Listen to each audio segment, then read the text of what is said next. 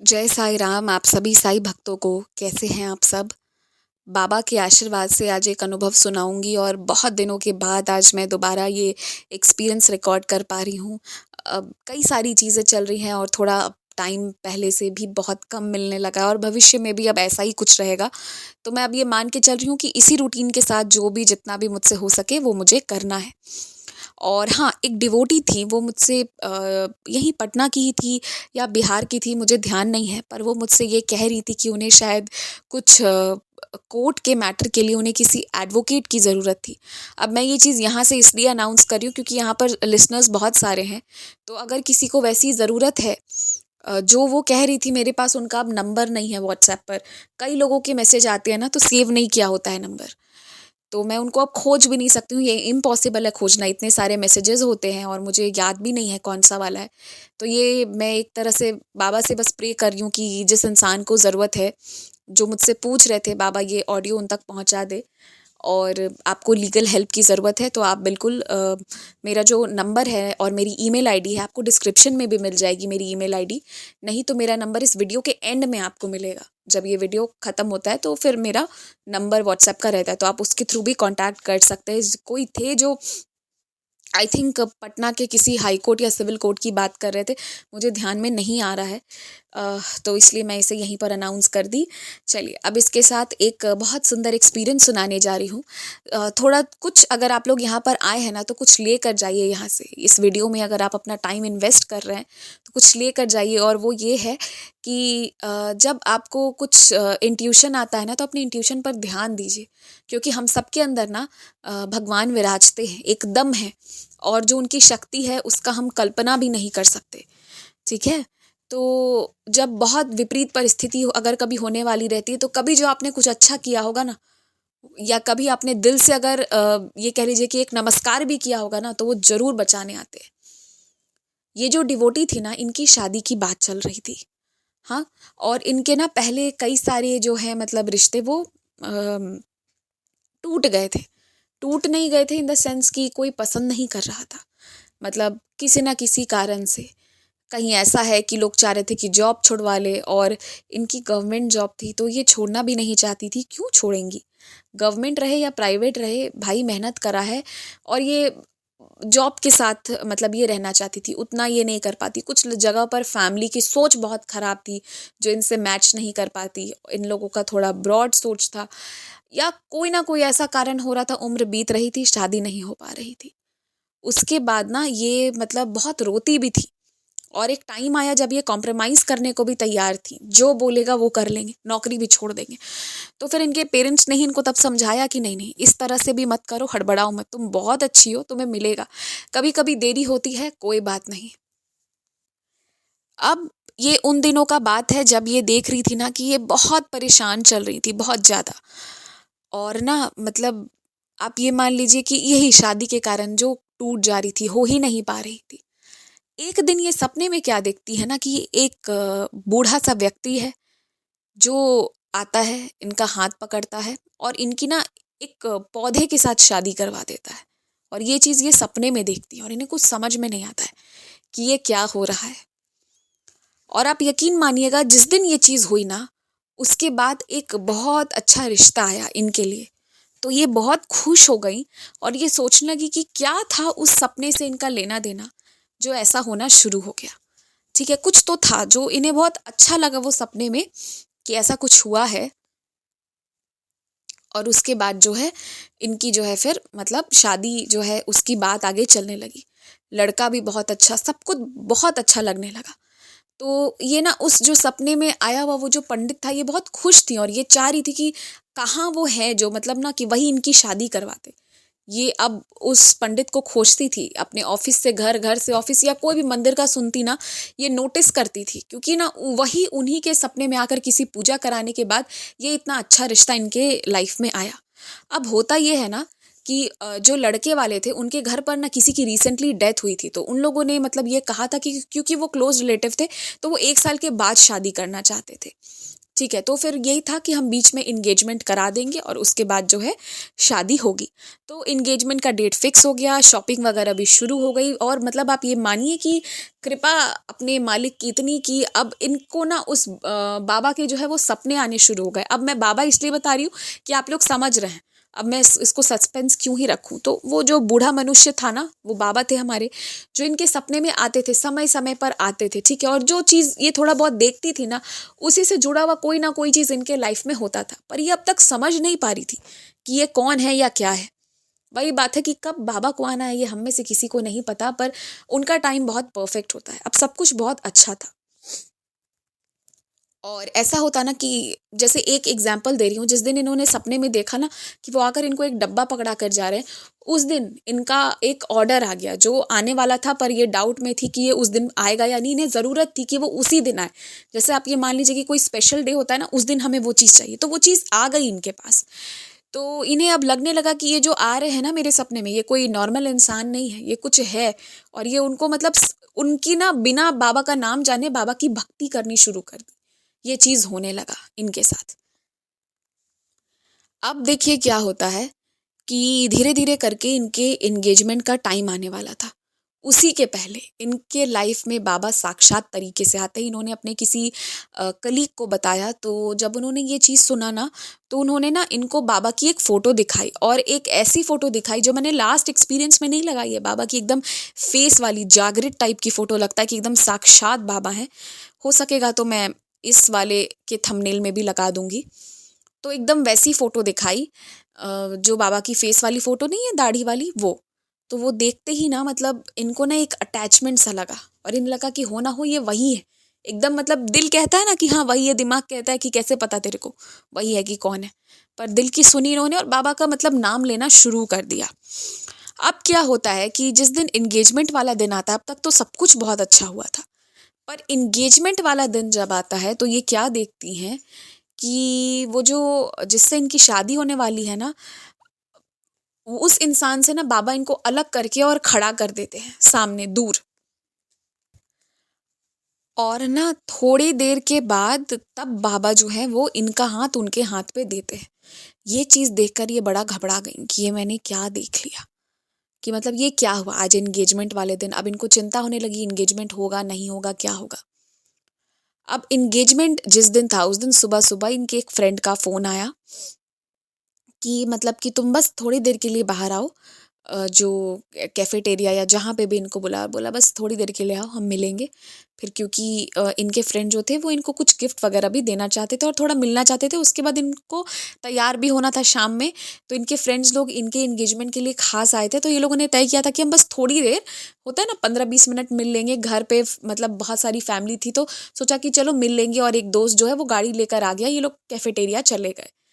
जब ये कैफेटेरिया से जाने लगी ना, तो इन्होंने देखा कि इनके हस्बैंड जो होने वाले थे वो किसी लेडी के साथ सामने बैठे हुए थे, ठीक है। और मतलब लेडी नहीं, वो एक लड़की के साथ बैठे हुए थे, वो लड़की रो रही थी। तो जब ये लोग चले गए ना, इन्होंने अपने फ्रेंड्स को कहा आगे बढ़ो। और मतलब ये गई वहाँ तो इनके हस्बैंड भी सकपका गए, वो भी सकपका गई। इनको समझ में तो इतना आने लगा कि कुछ गड़बड़ है। और इनके हस्बैंड ने फिर जो है मतलब एक कुछ सामान पकड़ाया और फिर बोला ठीक है। और फिर वो लोग हट गए और इनको अलग लेकर आ गए। और फिर इनको पूरी कहानी मतलब ये पूछना शुरू की, तो उन्होंने पूरी कहानी बतानी शुरू की। तो पता चलता है कि इनके हस्बैंड उस लड़की के साथ पहले रिलेशनशिप में थे, ठीक है, जिस चीज़ का इन्हें अंदाज़ा नहीं था। तभी ये समझ गई कि जो वो बाबा इनसे इनके रिश्ता नहीं करवाना चाह रहे हैं वो इसीलिए। तो ये बहुत गुस्सा हो गई और इनका ये था कि आपने बताया क्यों नहीं। एटलीस्ट बताना तो चाहिए था अगर ऐसी कोई चीज़ थी तो, पर बता नहीं रहे थे। तो फिर उसके बाद ना इन्होंने मतलब ये बहुत नाराज़ थी, बहुत ज़्यादा, कि आपने ये बात छुपाई क्यों, और आप किसी और से प्यार करते हो तो मुझसे शादी करने की कोई ज़रूरत भी नहीं है। क्योंकि आप समझिए उनकी स्थिति, ठीक है, इतने समय के बाद इनकी शादी होने जा रही है और फिर ये ग्रह लग रहा है। तो फिर उन्होंने ना जो इनके फियांसे थे उन्होंने इन्हें समझाया बिठाकर।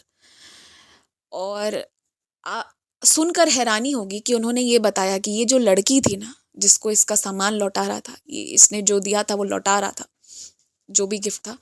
तो इनके हस्बैंड ने, मतलब अब तो इनके हस्बैंड है, उस वक्त तो फियांसे थे, मैं सोची थी ये सस्पेंस रखूंगी पर नहीं हो पाया। मैंने सोचा था लास्ट में बोलूंगी कि शादी हो गई, बट कोई बात नहीं। तो क्या हुआ कि इनके जो फियांसे थे ना, उन्होंने इन्हें बिठाकर समझाया कि कैसे इनकी लाइफ में, मतलब फियांसे की लाइफ में इनके आने से उन लाइफ बच गया, वरना तो वो अपनी लाइफ ख़त्म करने वाले थे। इनके फियांसे ने बताया कि वो लड़की ने इनसे इतना एक्सप्लॉइट किया है और उसके बाद इनको छोड़ दिया, धोखा दिया, और जब दूसरे रिलेशंस में धोखा मिलता तब आया। मतलब इनके फियांसे का ना, मतलब दिल तोड़ के रख दिया, और साथ ही साथ इतना ट्रॉमा दिया ना कि इनके फियांसे ने ना, मतलब बहुत ज़्यादा तक सोच ली थी। मतलब आप ये मानिए कि इतना ज़्यादा, और हाँ, उनको फंसाने की भी कोशिश की थी, लड़का है करके। तो इनके फियांसे ने मतलब एक टाइम पे ना उन्होंने ये भी सोच लिया था कि वो ना अब रहेंगे ही नहीं, क्योंकि वो लड़की इतनी गंदी थी कि वो गिर कर ना इनके फियांसे के पेरेंट्स से भी फ़ोन वोन कर लेती और मतलब बहुत कुछ घर पे करवा देती। लेकिन अ, जब इनका रिश्ता आया और जब से इनका इनके लाइफ में आया, अपने आप ना वो लड़की जो इतनी बदमाश थी, उसके साथ भी कुछ ऐसी घटनाएं घटित हुई ना कि उसको, जिन लोगों के बेस पे वो बदमाशी करती थी ना, वो बेस ही उसका हिल गया, जिसके कारण वो लड़की ना एकदम शांत पड़ गई और इनके लाइफ से एग्जिट कर गई। तो वो लड़की के एग्जिट करने के, इनके फियांसे की, वो जो पहले जिसके साथ थे उसके एग्जिट करते ही, और ये एग्जिट तब हुआ जब ये इनके लाइफ में आई, मतलब ये जो साई डिवोटी है इनके आने के बाद। तो इसलिए ना वो उन्होंने पूरी स्टोरी बताई ना, तब जाके इनका मन शांत हुआ और फिर इन्होंने अच्छे से इंगेजमेंट करा। और मतलब यही था कि हाँ, इंगेजमेंट के पहले ही बाबा की एक कृपा रही कि इनके रिश्ते को ऐसा बना दिया ना कि पहले ही अब हर चीज़ ही मालूम ही है, हर चीज़ क्लियर ही करके, तब मतलब उसी के साथ with if and but with everything, जो है जो भी कुछ है सारा सब कुछ उसके साथ ही एक्सेप्ट करवा के, और फिर रिश्ते को एक सुंदर से मोड़ पर बाबा ले गए। इनकी इंगेजमेंट भी हुई, फिर इनकी बहुत अच्छी शादी हुई और आज इनकी लाइफ बहुत अच्छी है बाबा की कृपा से। दोनों साई की भक्ति करते हैं। और हाँ, किसी पौधे से शादी कराई थी, ये जो मैंने आपको बताई, बाद में इन्हें पता चला कि ये ना मांगलिक थी, ठीक है। और जो मांगलिक होते हैं उनकी शादी पहले केले के उससे कराई जाती है, तब बाद में किसी से शादी होती है। ये चीज़ इन्हें बहुत बाद में मालूम हुई कि ये मांगलिक थी। मतलब जब बाद में इन्होंने अपना वो देखा होगा जो पहले बना था, तब इन लोगों को मतलब सोचे कि इनके दिमाग में वो चीज़ थी भी नहीं। तो कैसे बाबा मतलब तार जोड़ते हैं। देखिए, बाबा के लिए मांगलिक मांगलिक नहीं है, ये है वो, कोई बड़ी बात नहीं है, पर वो चीज़ जो बाबा ने सपने में करी थी ना इनके साथ, ये अब इनके भरोसे को और बढ़ा दिया कि देखो, जो भी चीज़ कम रह गया, बाबा कैसे आके करके आपकी लाइफ में कोई चीज़ की कमी है उसे पूरा कर जाएंगे ना, इसका अंदाज़ा कोई नहीं लगा सकता। सच बात है ये। और मैं आपको आज की बात बता रही हूँ, मतलब मैं ये एक्सपीरियंस आज 27 फरवरी को रिकॉर्ड करी हूँ। अब ये 1 दिन बाद जाए, 2 दिन बाद जाए, जब भी जाए, मैं आपको आज का बता रही हूँ कि आज ना बाबा मुझसे नींद में, मतलब आज बाबा मुझसे कुछ पाठ करवा लिए, ठीक है, उठते ही। और मुझे पता नहीं था कि मैंने क्यों किया है वो पाठ, लेकिन जब वो खतरा आया, वो डेंजर आया, तब मुझे पता चला कि क्यों बाबा ने वो पाठ करवाए थे, क्योंकि बाबा को बचाना था, ये बाबा को पता है। और ये चीज़ आज मेरे साथ, मान लीजिए, बहुत दिन के बाद हुई, क्योंकि जब आपके पास बहुत सारे प्रॉब्लम्स आते हैं ना, बहुत ज़्यादा आते हैं, तो एक टाइम पे आपको लगता है कि अब बाबा ने भी सुनना छोड़ दिया है, रहने दो, चुपचाप रहो, जो हो रहा है हो रहा है, जो नहीं हो रहा है नहीं हो रहा है। तो फिर उसी के बाद जो है ना, कभी कभी बाबा ऐसा कुछ कर जाते हैं कि आपका प्रॉब्लम तो आपको झेलना पड़ेगा। अब जो भी है कष्ट मेरी लाइफ में लिखा है वो तो मैं झेल ही रही हूँ, या झेलना ही होगा मुझे।